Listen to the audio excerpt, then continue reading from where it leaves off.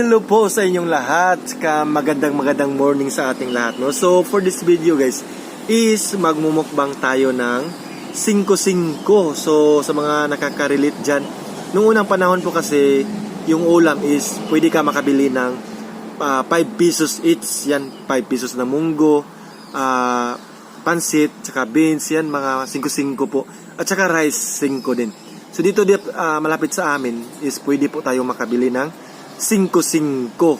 So tinatawag ko na 5-5 na mukbang guys, kasi yung mga nabili ko nito na ulam is tagsi 5 lang po. So bali 20 pesos lang po yung gastos ko, kasi 5 na beans, 5 na bihon, 5 rin na munggo. So ayan, ipakita ko po sa inyo. So ayan nga guys, ito po yung beans na 5 pesos na nabili ko. Ganito karami. At saka ito yung bihon na isa sa mga paborito kong ulam po talaga, yung pansit bihon. Ayan, at saka ito rin yung munggo.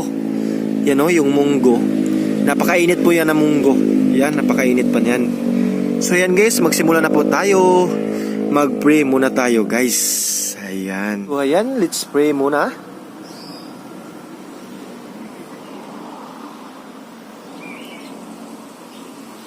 Ayan o, so sa puno po tayo ng mansanitas kumakain dito sa farm namin. Yan, so meron ako ditong rice. Yan. So unahin ko tong munggo.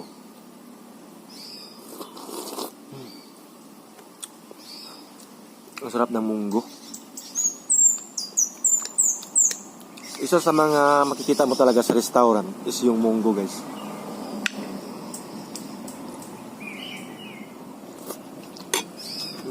Merong beans.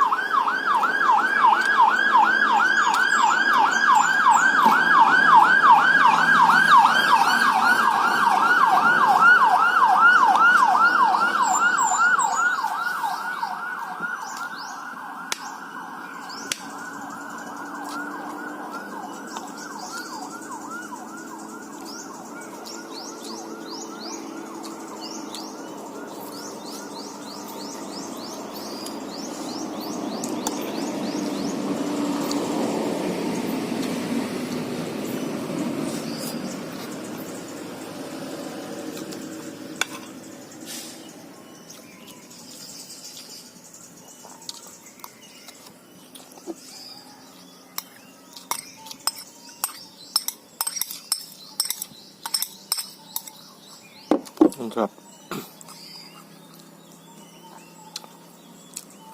You know, beans.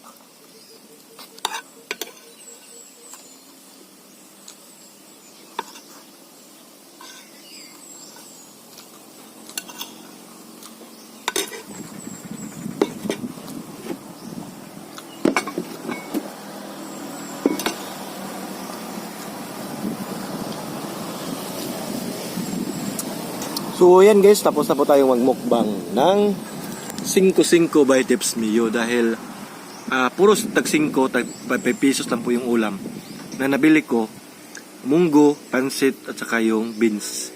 Yan, so maraming salamat po sa panonood at saka sa sumaybay sa aking mga videos. Maraming salamat po guys. Thank you for watching.